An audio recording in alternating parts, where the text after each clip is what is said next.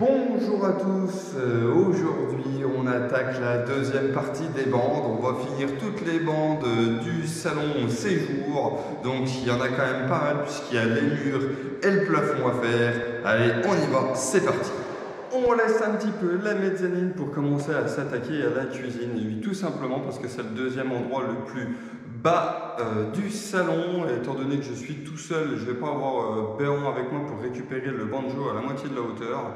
Donc je vais voir un peu ce que je peux faire en étant tout seul, et j'ai pas trop envie de couper les bandes sur la hauteur, j'aurais bien aimé les faire le plus possible d'une traite sur toute la hauteur. Allez, je vais voir ce que ça donne, on y va.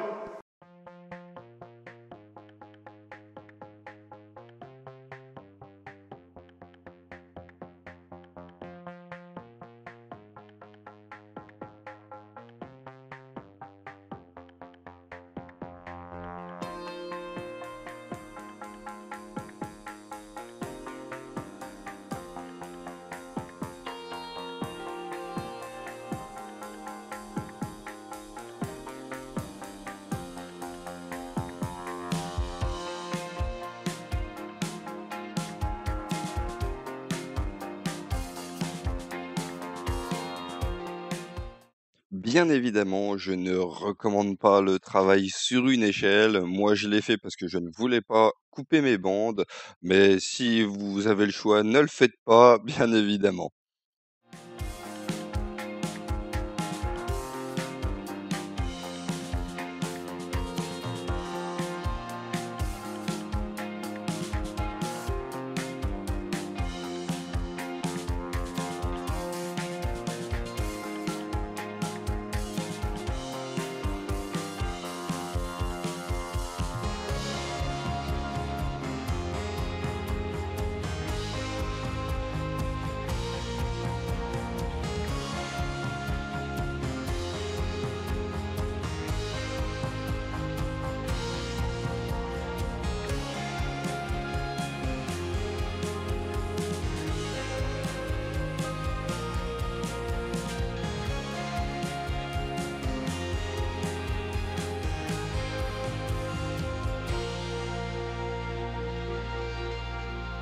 Et on poursuit aujourd'hui avec la mise en place des cornières. Donc il y a les Velux à faire ici et celui-ci là-haut. Et puis les parties ici des angles externes. Et il y en a pas mal dans le couloir qui mène vers le salon.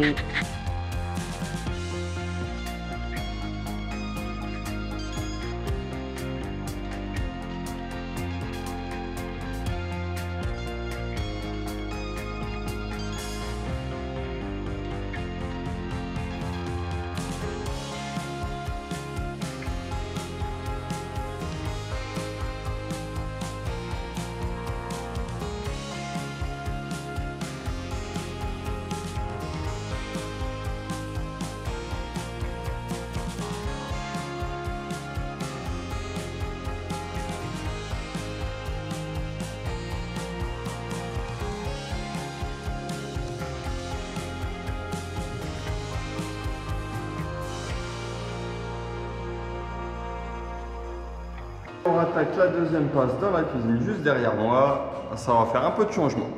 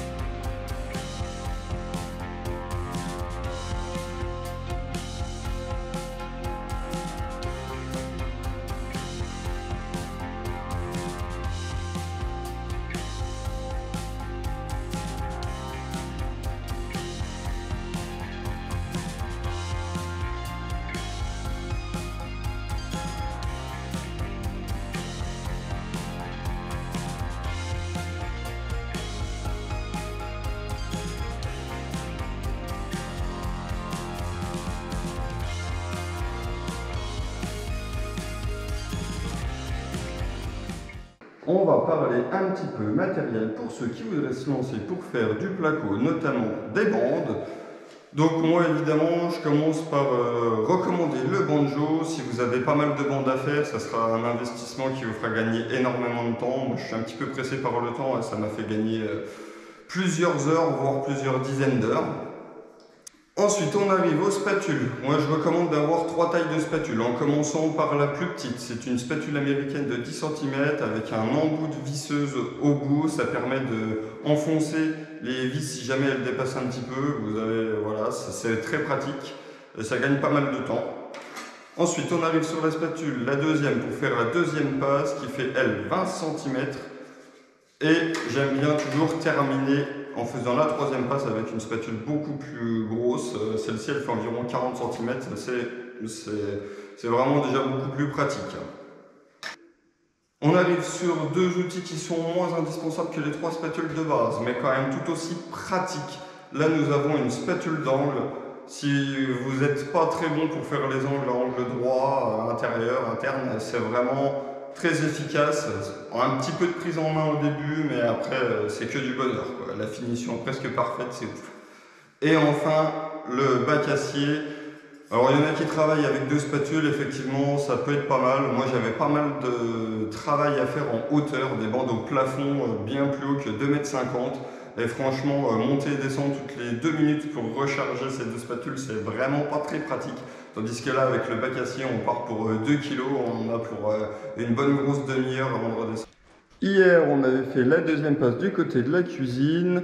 On va regarder un petit peu ce que ça donne une fois que c'est sec, comment ça a bavé. Je vais essayer de vous montrer ça le mieux possible à la caméra. Donc sur les bandes droites, en général, à la deuxième passe, je m'arrange pour pas trop dépasser ici. Et normalement, il y a quasiment tout le bord aminci, les 2 bords amincis qui sont remplis. Bon. Et souvent, je m'arrange pour qu'il n'y ait pas trop de bosse. Mais ça arrive que je laisse des traces comme ça. Donc ça par contre, tout ce qu'il y a là, ici, là, moi, je ponce quand même un petit coup. En fait, je ponce pas partout. Je ponce que là où j'ai laissé des raccords. Et souvent, c'est dans les angles. Faut pas s'acharner à avoir un travail parfait dès la deuxième passe. Vaut mieux laisser ça gratter et ensuite refaire une belle troisième passe. Vous gagnerez votre temps.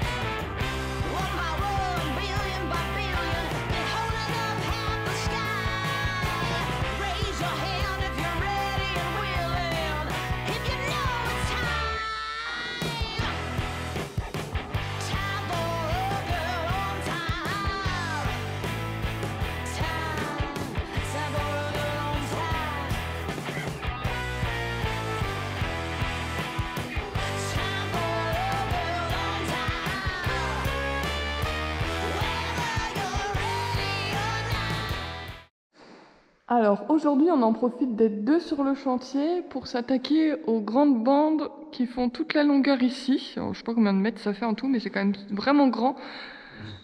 11 mètres. 11 mètres, il a dit le chef. Donc 11 mètres.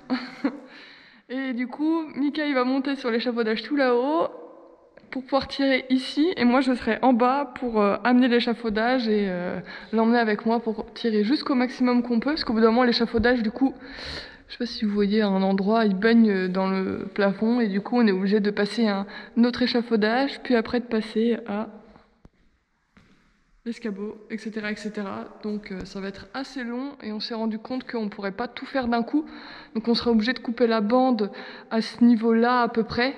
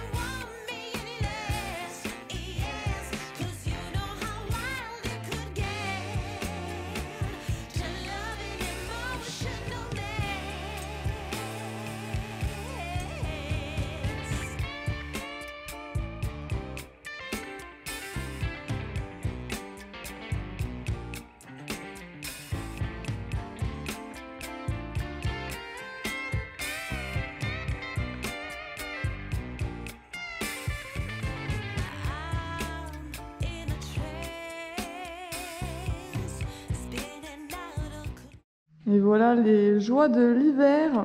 Il est 17h20 et il fait nuit. On est obligé de s'éclairer au spot. Tellement, on voit plus rien pour faire les bandes. Hein. N'est-ce pas? Yeah. Tu t'amuses bien?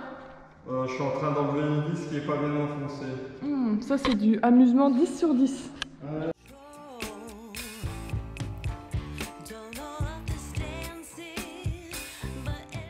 Eh ben, on chauffe bien avec le poêle. Je sais pas si vous arrivez à voir, il fait 23 degrés. Bon, après le thermomètre est pas très loin du poêle, mais quand même.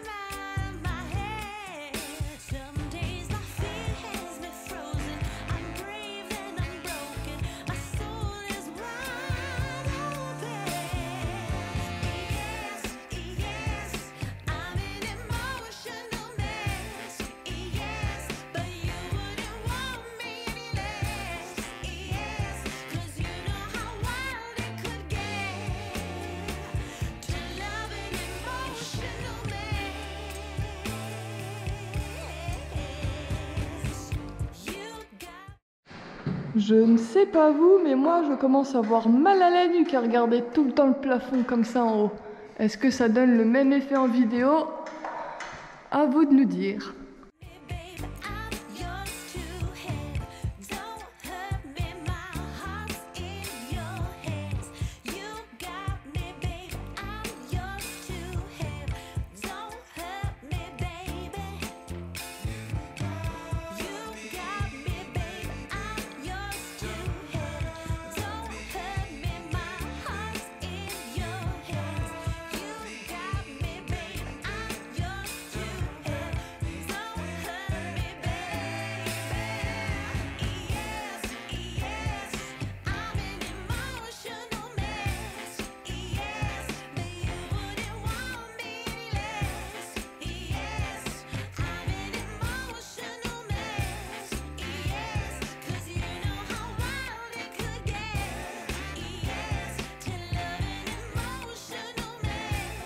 Ils n'ont pas de notion du temps. Ils voulaient que je triche et que je vous dise pas qu'on était le 18 décembre. 18 novembre. Décembre. Putain, en plus sur ma montre on voit même pas... Enfin on voit qu'on est le samedi 18 mais on voit pas quel mois c'est. Ouais, c'est décembre. Non, novembre. 18 novembre. Et on vient de terminer les bandes, la première passe des bandes sur l'intégralité de la pièce à vivre, excepté du coup le mur en durox qui viendra fermer cet espace sous la mezzanine. Et du coup voilà, mon Mika a fait un peu plus que la première passe au niveau de la mezzanine, il n'y a plus qu'à poncer et c'est bon. Mais globalement, voilà ce que ça donne.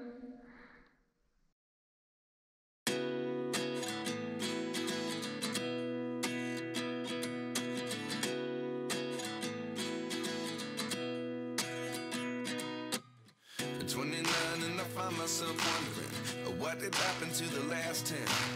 I ran away with my life, fast forward, never turn back again. It's kind of funny that the more we pass time, the more we need to set them rewind. And 19 was the year I had to leave you, but now I'm seeing all the signs. Is this really happening? I can't believe it's true. I'm just as surprised as you. This really happening? I can't be too sure, but one day I'll be yours again.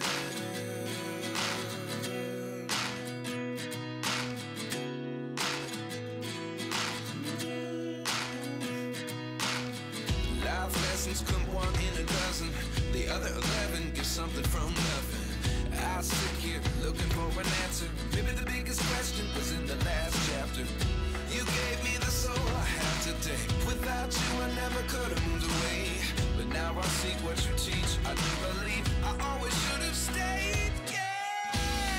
Is this really happening? I can't believe it's true.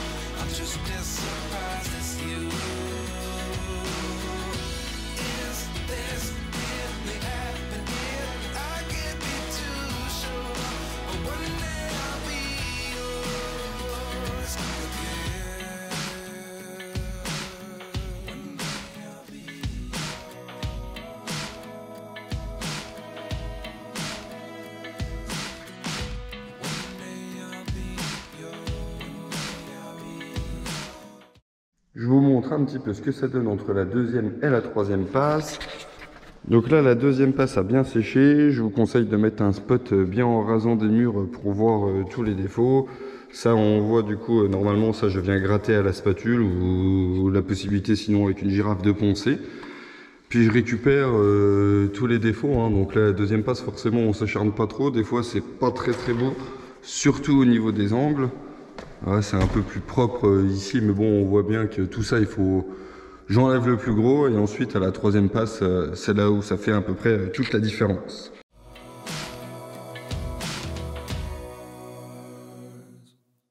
Life lessons come one in a dozen. The other 11 get something from nothing. Life lessons come one in a dozen. The other 11 get something from nothing. Life lessons come one in a dozen. The other 11 get something from nothing. Life changes, just open the door. One thing's certain, I'll always be yours.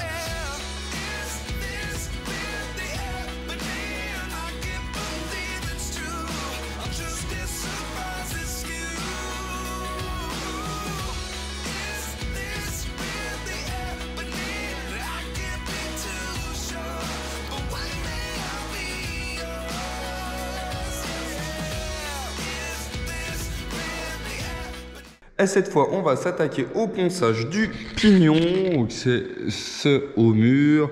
On va commencer d'abord par le bas. Voilà, j'ai déjà mis le spot en rasant pour faciliter la vision des défauts qu'il y a un peu partout.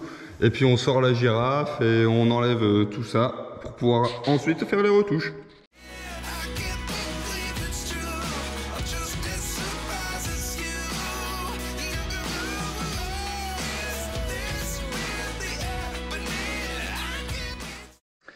Bon, je pense que maintenant vous commencez à comprendre le principe. Je vous remonte quand même un peu ce que ça donne. Donc on voit ici qu'il y a encore les légères marques. Des fois quand j'ai pas assez malaxé mon enduit, j'ai encore des petits trous de bulles par endroit, quelques raccords, voilà. C'est minime, hein, forcément, on est juste là pour faire les retouches qui manquent.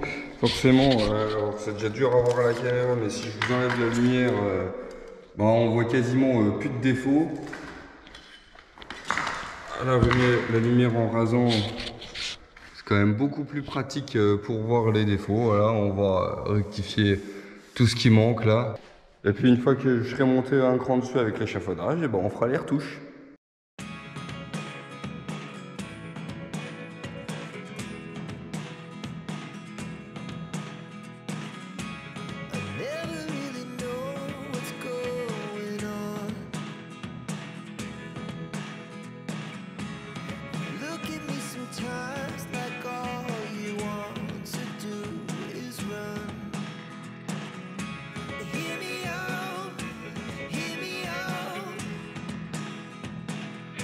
À cette fois, on se retrouve en haut, quasiment à 7 mètres. J'ai dû monter l'aspirateur sur l'échafaudage. J'ai ramené la girafe. Là, on a l'électricité, lequel j'ai fait un nœud pour pas que ça tombe de l'échafaudage, pour qu'on puisse enfin s'attaquer au ponçage du plafond. Bon, je vais pas filmer ici, mais bon, on va s'y attaquer, on va le faire quand même. Et on va s'arrêter là pour la deuxième partie sur les bandes. Il reste un petit peu de travail. Vous verrez la suite dans la prochaine vidéo qui concernera le mur en béton cellulaire de séparation juste en dessous de la mezzanine. Merci à tous d'avoir regardé cette vidéo et merci pour vos commentaires. On vous souhaite de bonnes fêtes de fin d'année et à bientôt.